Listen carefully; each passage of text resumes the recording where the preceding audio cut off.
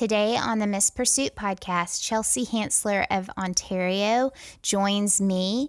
We talk about hunting, farm life, homestead, and how your work ethic, if started early in life, really takes you through the rest of your life in the best way possible.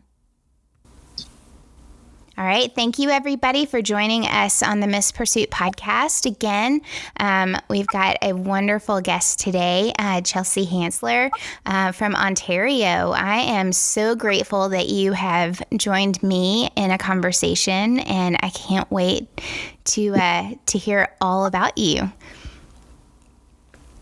Thank you so much for having me.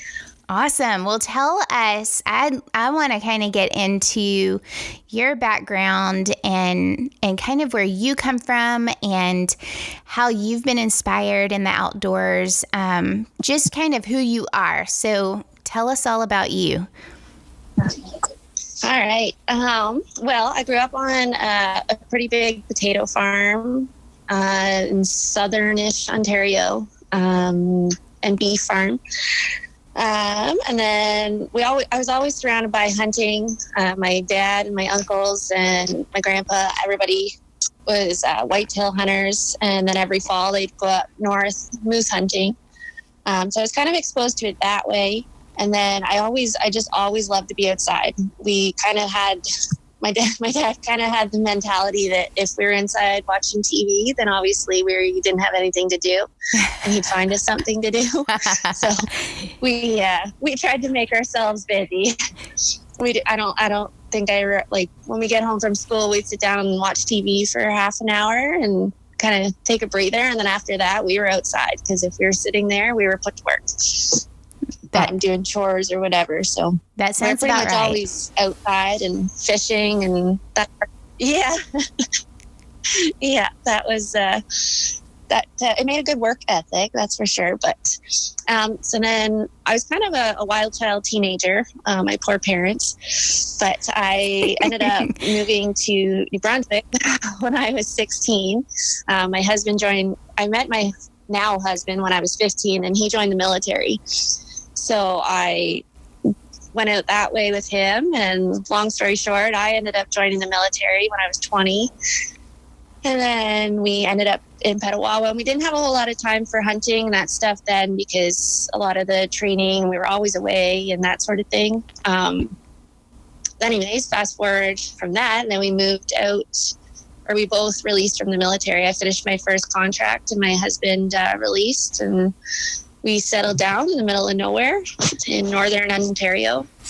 And that's kind of when it all started. Well, I was pregnant in the military, and we just realized that we didn't want that lifestyle for the kids as much as so many people do it. It's a hard one.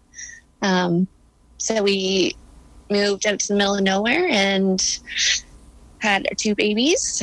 Now we're just, actually, we kind of came across that. We sold our house on a whim, and then we ended up staying in a travel trailer out on Crown land for a couple months when my son was born. So my daughter would have been a year old, and my son was 2 months old, I think. And we lived in the travel trailer out in Crown land, bear hunting. That was our only thing we had to do in the day, was bear hunt for a couple months. Wow. And I always forget about that part of the story, I guess. But we just we fell in love with the area and realized that the housing was pretty cheap, and like as much as we didn't need a big fancy house, we just needed something, just a little home, and that's what we bought, and so kind of put roots here, and kind of took off from there. And now we pretty much, we garden and hunt and fish, and we bought a little hunt camp not far from us, about 20 minutes out in the Crown land. It's kind of north of Algonquin Park, if anyone's familiar with that. And then I started painting. Beautiful paintings. Thank you. Yeah, it's just kind of, I have a leg injury. I don't want to get too far into that, but anyways, so a lot of the time my brain is just going. So the art part of it just kind of makes me, or allows me to be able to paint Yes. the things that, like the wildlife and that sort of stuff. So, well, I know that. Yeah, I know that, like, watching you and being involved with Miss Pursuit and both of us being on the front lines of this platform, I have noticed on your Instagram, especially, just the ability to be, like you said, you didn't need a big house. You just needed something to fit your needs so that you could maintain a lifestyle in the outdoors with your family. And so you notice all the homesteading and the farming and chickens and like your life. It kind of feels like Laura Ingalls kind of growing. My favorite show. Yeah, growing up kind of in more of a, I don't know, we live in a society right now that is so bogged down with so much information and so much overload of technology and everything like that, Oh, absolutely. Living that simple lifestyle, well, they call it simple. It's not simple, it's hard work, but living a lifestyle that is more one track minded. I don't know. It kind of brings you back to roots of where you grew up and having that for your family. It's kind of cool. Oh, absolutely. And like, that was kind of what, like when we moved here, and then we grew up in like, I think like third or fourth generation of farmers. So for me to move away and then my kids not really be around the farming community was really strange for me. Like I grew up in the tractor. I grew up like helping my dad with the pigs. Yeah. And we had pigs for a while too, and the cows and everything. So that was really strange for me that the kids didn't have that. And it bothered me. Like we had the hunting and they're fully into that with us, but I wanted them to understand that like you can grow your own food, you can like have your own chickens for your eggs, and like where all this stuff comes from. And like, don't get me wrong, like we still have a modern lifestyle, right? Like we have internet and TV and that sort of thing, like, but I also every year we strive to learn a few new, I guess, homesteading skills, and just keep evolving and always have those skills. Like, I mean, look at right now, how valuable those skills can be. Like, we don't have to go anywhere. We don't, like, there's really nothing we need to go to the store for. Right. So it's pretty valuable when it comes to that. No, that's 100% true. And I think that people are noticing that right now.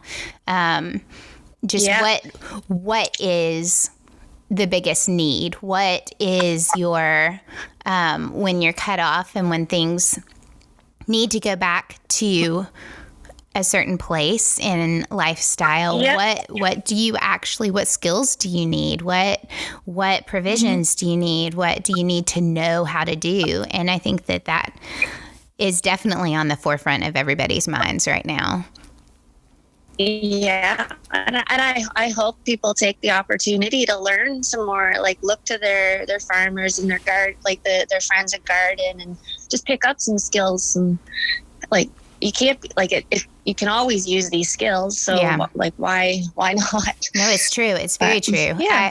Last year was my, I guess for my entire life, I have known myself as having a black thumb, and that it is the biggest joke around our house, and has been, that my husband has more of a green thumb than I do.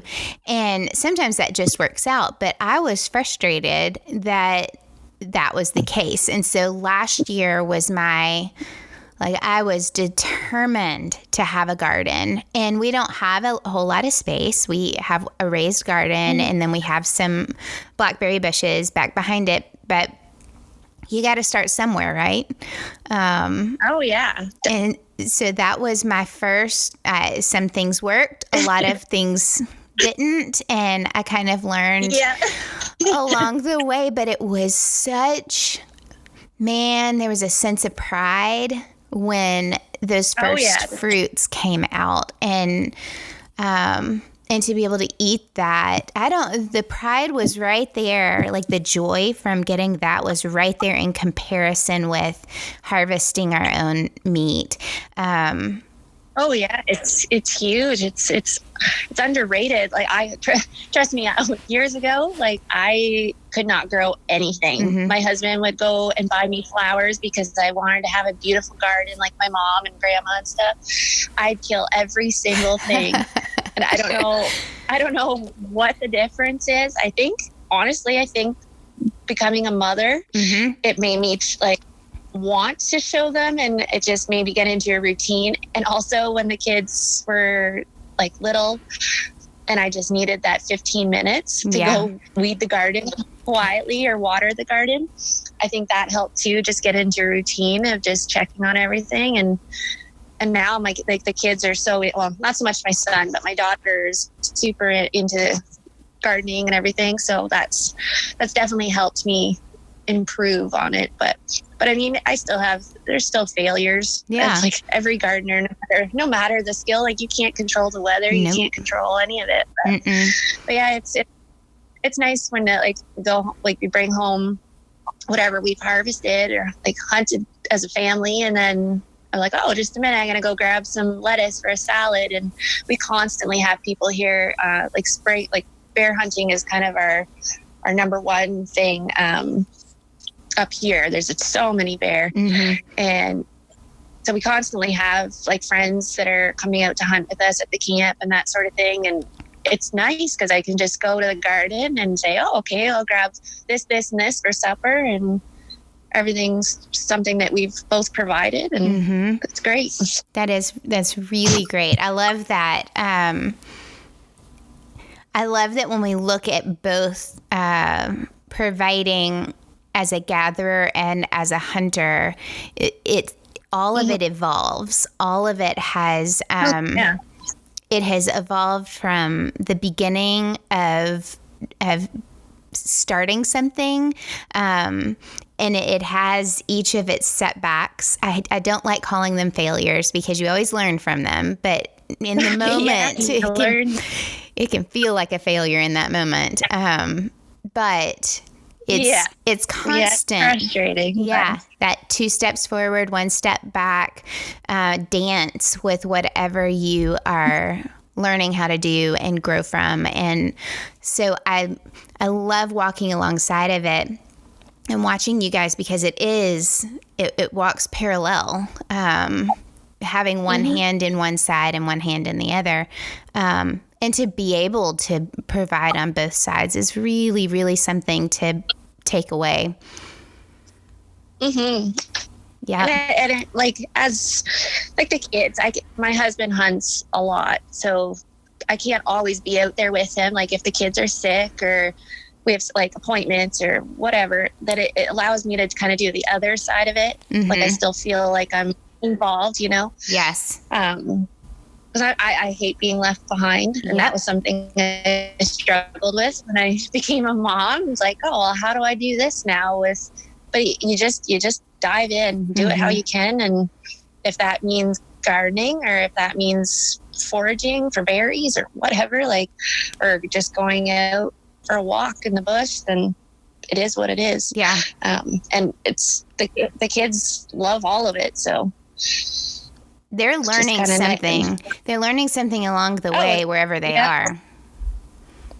Oh yeah, they take in everything. It's a lot. It's a lot of fun. When I first had my daughter, it was kind of like as a mom, in the back of your head, you're like, oh, well, how am I going to do all these things that I did before? But then when you realize that you can do all these things while teaching somebody, it makes it so much more fun. So true. And then to see their progress as they're growing, mm-hmm. that takes it to that next level.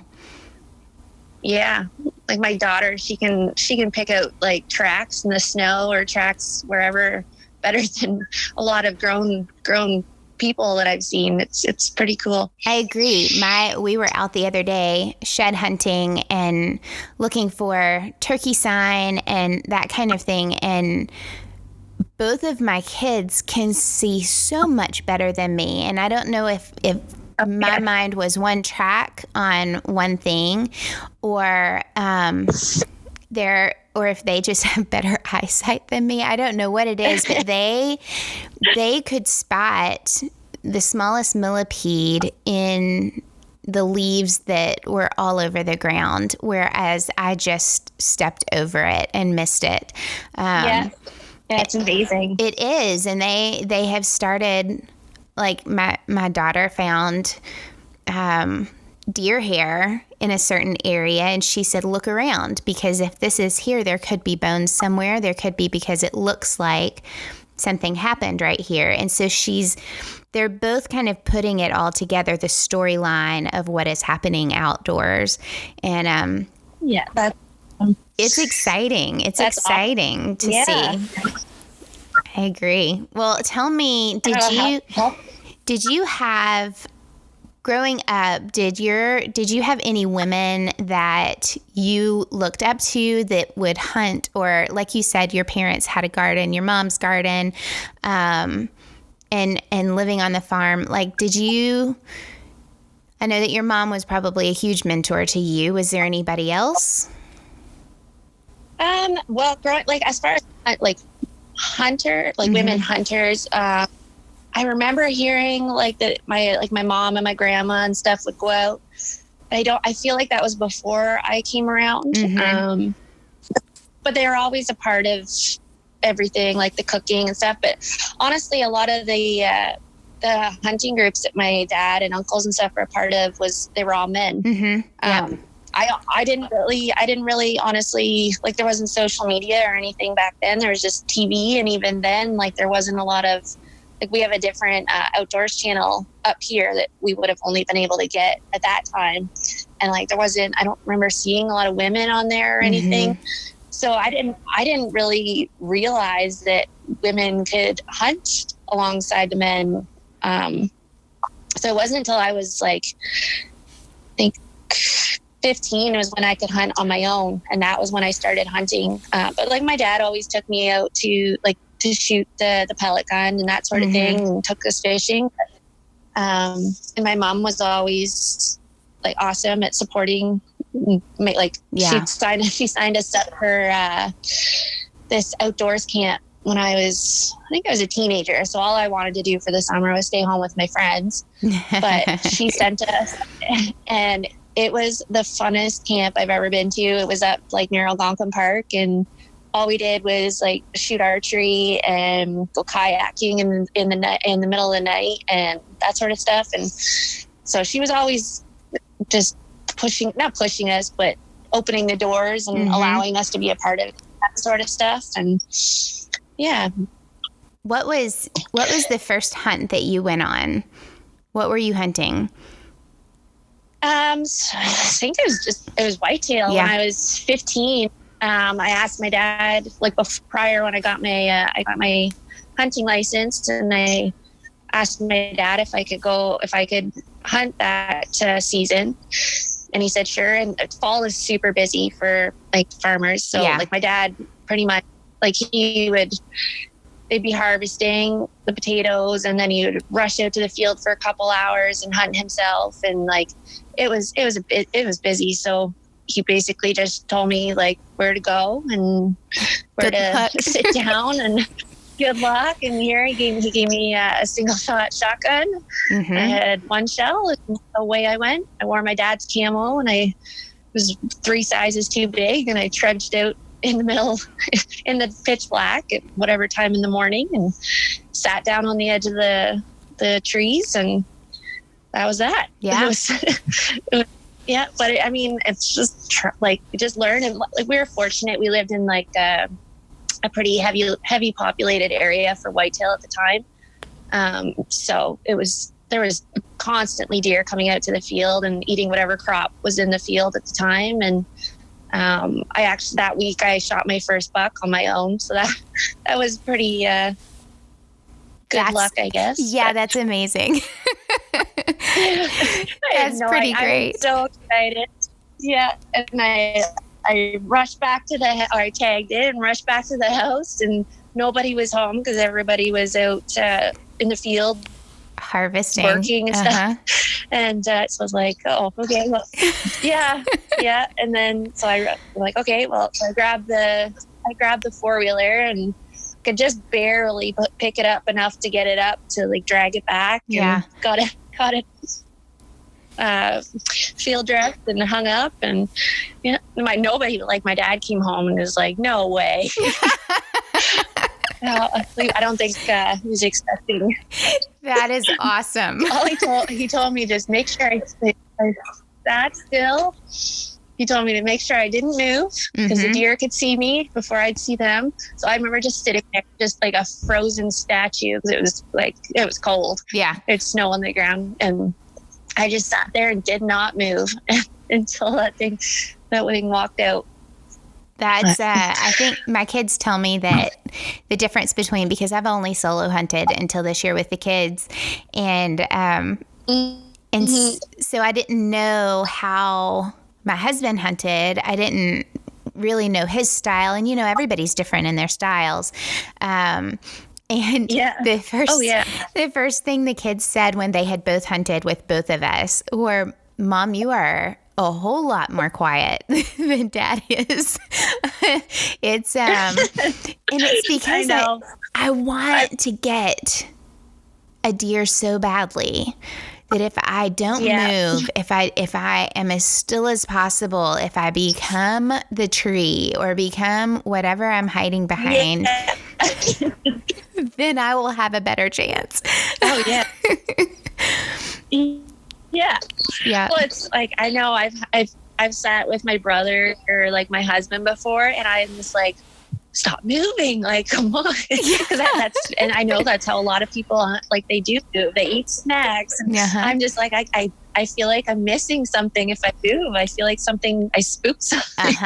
Yep. I think it's just too much time to think or something. But I agree. I definitely agree. Hey, do you think that do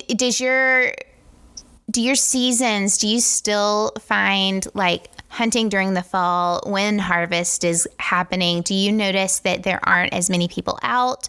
Are you still in a farming community because I have family in Saskatchewan, kind of right outside of Regina, and they are farmers. And so I've talked to them, hey, we need to come up. We want to come hunting. And they're like, well, we're harvesting. It is. Yeah. It's been a while. Like where I live now is not a farming community. It's Gotcha. Very like wilderness, that type of thing. Yeah. But where I grew up, like harvesting was like pretty much everybody in the community was potato farmers. Yeah. But somehow deer season seemed to kind of like everybody was still out hunting one way or another when they could. It might be only for an hour or two or here and there, like, like all day sits or anything like that. But, you weren't lacking. It was definitely hard for my dad and grandpa. Yeah, exactly. But I know because we had another season in December. Mm-hmm. So my grandpa would a lot of the time not hunt the fall and then go out in the winter. Like December up here, it's full blown winter usually. Well, right. So he would usually just use that time to go fill his tag. But no, surprisingly, like looking back on it, I've never really thought about it, to be honest. But the stands were still full. Good. Everyone, I guess, made time. Holds deer hunting and yeah. Yeah, they. I know that. I just hear their stories and and they are more farm oriented. I'm sure that there's some of my family that gets out there and hunts in Canada, but it is like you said, later in the season. I mean, everything shuts down. It's like schools shut down everything for harvest. And, Yeah. I mean, that's how they maintain the rest of their year. So it's an important, Oh yeah. It's everything. You don't mess with that at all. And I guess it probably depends too. Like, I'm sure it kind of depends too on like the crop and like what they're harvesting. Like for potatoes and how many acres they have and everything. And and the weather. The weather was huge for like my dad and grandpa, and that definitely played a part in it. So like if the fields were too wet, they were in the field, like out hunting in the field. Right. Because they couldn't be in the fields with the tractors and that sort of thing. So you couldn't really plan for it, which was a hard part. But I always remember if my dad wasn't home, then he'd be out hunting, and if it was deer season. Yeah. Yeah. It's nice to be able to have something like that to fill the time when you can't be out in the fields. Yeah, something to look forward to. Well, I love looking through your stuff. I love how you have combined art and photography and the outdoors. Like, I feel like you have like the essence of all of that comes together in your art. Oh, thank you. I mean, truly. Kind of like the goal, I guess, is just I want to be transparent enough that like people see our story a little bit and what we represent, and then they can see that through my paintings. And I'm hoping to go towards painting a lot more like outdoor type paintings, because that's where my passions lie, and that's where I can combine everything. So I love I just kind of try to show a little bit of everything. You had I'm trying to think. You had a painting recently. I think it was commissioned. Was it commissioned? It was of the buck. Yeah, Rochelle. With Rochelle. Yeah. Yes. Yeah, she's awesome. She's awesome. Just that whole painting. It was beautiful. The photo itself was just so like, I love it.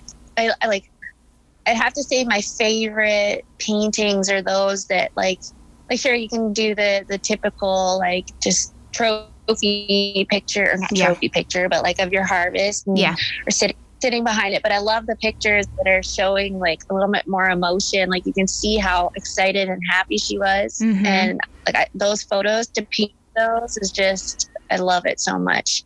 Well, like you said, I did one before for... No, go ahead. Oh, sorry. I did one before Hannah Barron, and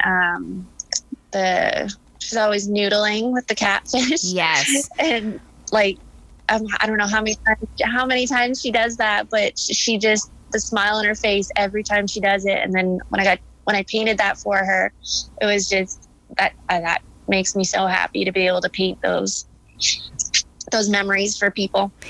It's those moments that people capture. I've gotten one of those, and I didn't take the picture. My 9-year-old at the time actually took the picture, and all I told him was, "Hey, grab a picture for me, but I would rather not, have a whole lot of blood in the picture." Like when you're telling a 9-year-old, "Hey, take a picture for mom." I was trying to give him some parameters. But the photo that he took is probably one of my all-time favorites because he took a couple of them in a row, but one of the ones that he got was of me just taking in the moment. You can't really see my face, but you can feel the emotion in the picture of what had just happened. And it is true when you see those kind of photographs, when you see those kind of paintings where the moment is relived.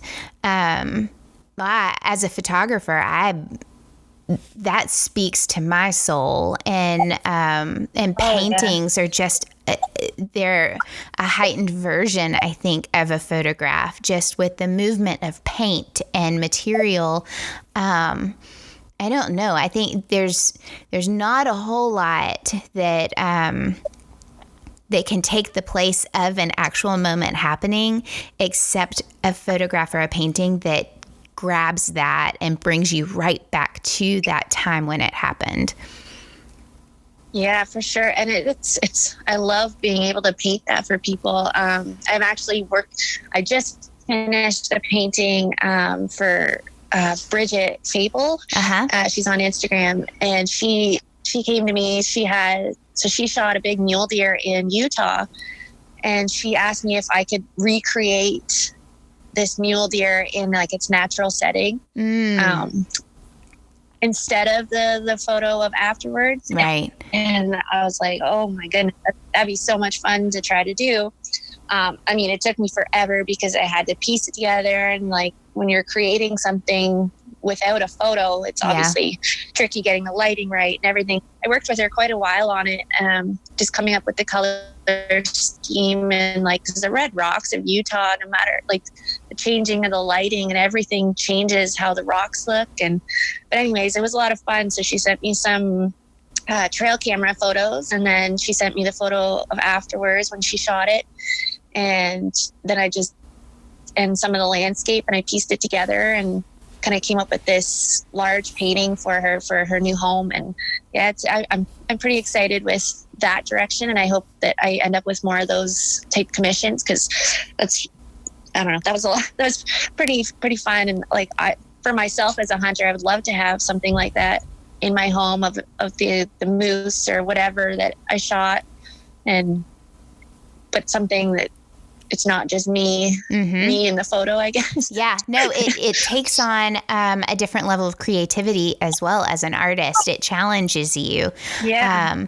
And you get to put a little bit of yourself in it as well, which makes it personal to you and to the person that has requested this. So that would be a great, I hope you get more work like that, because then it shows,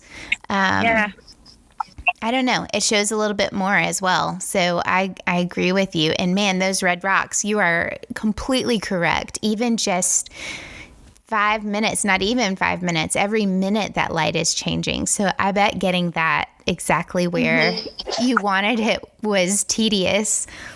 Yeah. Yeah. And I've never seen them in real life too. So it was a little bit harder to wrap my head around, but lots and lots of research. And I think it turned out pretty good. Yeah, I think that people miss, and that's a lot of it. Yeah, a lot of it too. Behind the scenes of creating a painting is the research and time that I spend just looking at a certain type of tree, or like just so much research behind the scenes of just to make that painting come alive a little bit more. Agreed. And it's still something I'm learning and always improve on. That's people don't give enough credit for that, I believe. I think that there's more to you don't just sit down and paint a painting. It's so much more than that. I mean, I guess Bob Ross does, but definitely not him. Yeah. No, there's I still think with Bob Ross, there's still a whole lot of research that he has done before he just stands there and paints a photo. Oh, there's gotta be. I would hope so. Oh my goodness. Well, tell me how you feel, because you have worn a lot of different, I say this all the time because every single person, every woman that I have talked to has multiple hats that she wears, because I feel like we multitask fairly well. But throughout your life, I mean, starting hunting at 15 and to where you are now, you have gone on a pretty amazing journey, being in the military, having a family, hunting, gardening, like foraging, all of this life, do you think that along the way, like lessons that we learn along the way create the person that we are today? How do you feel like you have pulled from each part of your life in order to impact who you are today with being in the outdoors, being a mom, being a painter? Like what would your 15-year-old self say to you now looking forward, or even the military person that you were, like seeing how you've applied skills that you've learned along the way? Oh man. I definitely you pull a little bit from everything. Mm-hmm. Like growing up, I didn't realize, I didn't put the connection to have the connection with what my dad was making us do, chores and that sort of thing. But it created a great work ethic. And I've been told that my whole life. But I didn't realize that until I became a mom or down the road. And I realized that we wanted to have that for our kids too. So that's kind of made me want to establish that, like chores and that sort of stuff for the kids, like taking care of animals and taking care of chickens. So that's kind of morphed that into that area of our lives, where like the military was huge for me, because I went into that kind of in a desperate time, because I was living with my husband in Petawawa, and there's not a lot of jobs there. There's nothing really there outside of the military. Like there's little jobs like your restaurants and that sort of thing. And I dabbled in that, but I just didn't my calling. And I just woke up one day and I told my husband, I was like, I'm joining the military. It's like, it's 5 years of my life. Worst case, like I'll learn something from it and carry on. And I learned so much for myself, like my mental strength that I learned through the military was just incredible. I never give up. Like I never regret that. That's for sure. I thought I was going to stay in the military, but like for my entire career. But once we had kids, things changed a lot, and realized that wasn't the lifestyle we wanted for the kids.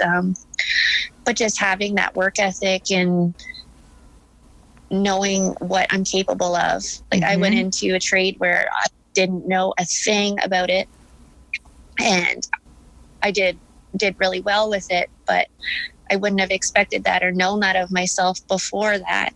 So just having that mindset of knowing like you are capable of whatever you like, if failure is not an option, then you can't, like you just keep pushing and trying. So I definitely learned that from the military, the training and that sort of thing. And yeah, it's all kind of morphed into what it is now. And I definitely say the kids have kind of put everything more into perspective of what we want out of life. I want my kids to know where their food comes from and like how to get it and be self-sufficient. And it's kind of just turned it into what it is now. And then the painting's kind of my stress reliever because I had to find something. Like I couldn't always be out doing like hunting or whatever. As much as you want it to work, sometimes it just doesn't when you have kids. So the painting was kind of my time to wind down. And it's funny because in high school, I almost failed art class. My teacher, nothing, I don't know what it was, but I could not, I don't know if it's maybe a lack of concentration but I could not pass that darn class. and I don't know, but I just ended up picking up a paintbrush one time, like, I don't know, I think it was 4 years ago. And I just decided to try to paint a moose. And it was not honest, like looking back on it, I'm like, oh, that was not very good. But at the time I was so proud of myself that it looked like a moose. And then I just you just keep practicing. And that's what a lot of things in life don't come naturally. Like even if you have the natural ability, you still have to practice. You have to stay at it. And that's kind of just what everything's been, like gardening. And like, I don't know everything about hunting, but I sure as heck try. Yeah. And that's just kind of what you have to do with everything. Well, it goes back to your mindset from the beginning, which is kind of what you were saying, that work ethic that your family instilled in you way back then. It applies to everything that you do. It's not holding back. It's not, for lack of a better word, half-assing it, getting into it. Like you pour your whole self into it because you look at it and go, what do I have to lose? You can look at that in every aspect of our lives. Like I can look at it in my medical background that was a past life, my photography. Being a parent is not easy, and you can't do that halfway. You just can't. There's no way to do that halfway. And so it is, like you said, it's that work ethic in every step of your life that has molded and evolved you to where you are. And that's what we are instilling into our kids now as well is, hey, this is the mindset that you need to have now, that you need to build the habit for now, because it's going to shape your life in every part of it, whether you change careers, whether you get into the military. We're from a military family. I can totally see one of my kids going into the military. Like it is something that as you learn it now as a child, that you then apply to every part of your life ahead of you. And so if we go halfway in as parents, we're setting them up for failure in the future. Yeah, definitely. And it's like we've hit a lot of roadblocks along the way, but you keep going. You follow what your goals are. Yeah. And like a year ago, I decided that painting is something that I want to do. I want to work towards that being a full-time job so that I can be home with my family or like out hunting as much as I want. Yeah. Or just living this life, keep at it. Yep. I agree. And to love it makes it even better. It makes it something that you can enjoy alongside of, that's what we're all searching for, is something that can sustain us and we don't grow tired of it. And painting, as well as photography, as well as hunting and fishing and gardening, I think you have to use both sides of your brain for all of it. There's a science to all of it. There's mathematics to all of it. There's art to all of it. And I think that's one of the reasons that I love the outdoors and hunting, but also all of the other things that go alongside of it, because it does use both sides of my brain. And so it's a constant challenge. Whether you're an artistic person or you are on the science side of things, it's fun to be able to utilize more of your brain than you normally would. Yeah. Yeah, definitely. Yeah. Well, tell me, we're going to touch on Miss Pursuit before we run out of time, because that's what connected you and me together. And so tell me a little bit about kind of your goals that are outlined with Miss Pursuit, some of the things that you are going to be involved with. So Carly reached out. I was actually there's so many incredible women that are a part of this, and just her goals of just helping women. Like maybe you don't need to know everything to start hunting, and I just love that message. Because even I have so many, I have cousins and friends that are so interested in it, but they're just nervous to start or to get into it. So I just love that she's kind of opening those doors. And I'd say, I think part of my, I guess not expertise, but just bringing in like the connection of gardening and hunting and a little bit of homesteading, and just kind of showing how all those worlds can kind of work together. Because there's so many, like, I find it so interesting, like all the women that are part of it. And there's like the big Western hunters and like just everyone has their own little niche, I guess. And I find it just so fascinating to learn from all these incredible women. And we're hound hunters as well. My husband is a diehard hound hunter. Constantly out in the bush with them, training, whatnot. So I hope to bring in a little bit of like the hound, like shed some light on that eventually. Because I grew up like not really understanding what hound hunting was. It just seemed strange to me, but being a part of it is something else. Like there's no hunt that I've done that's like that.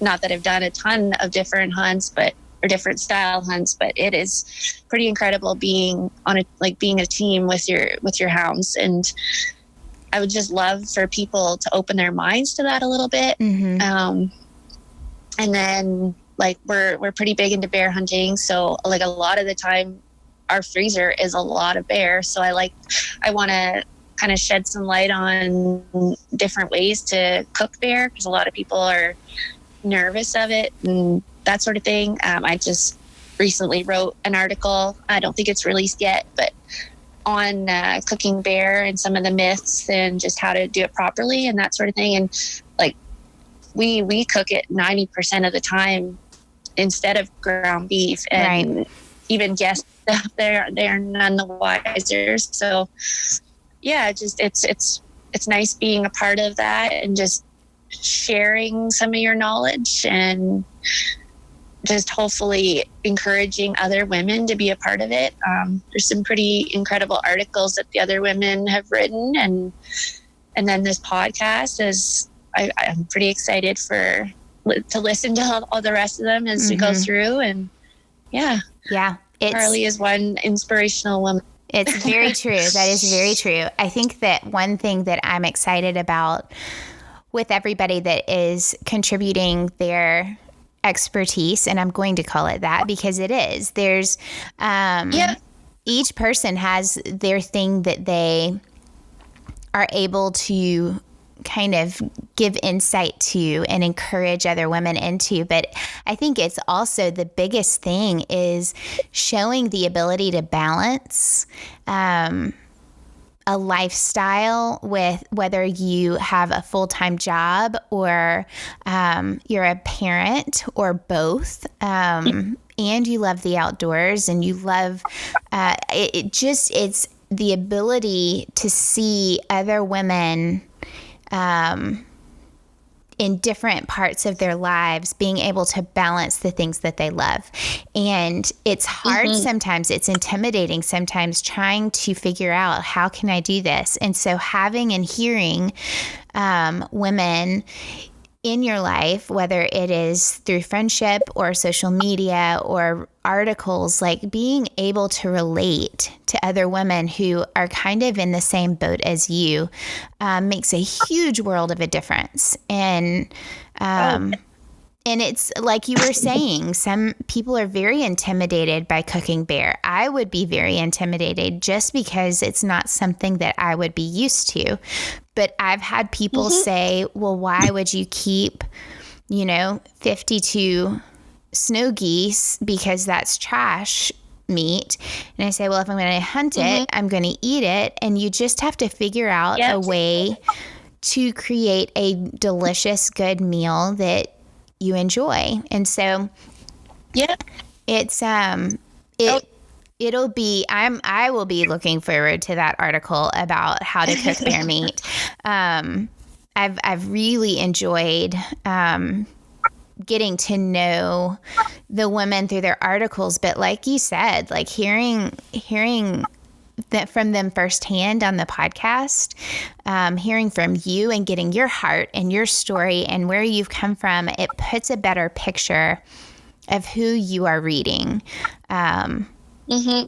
and where they're coming from. And so that's, man, I've loved this conversation because truly, I didn't know who you were outside of what you've posted, and you do a great job of being transparent on your Instagram page. But I think that hearing you now and listening to where you've come from, it shows the vast background that you have that multiple different people can relate to.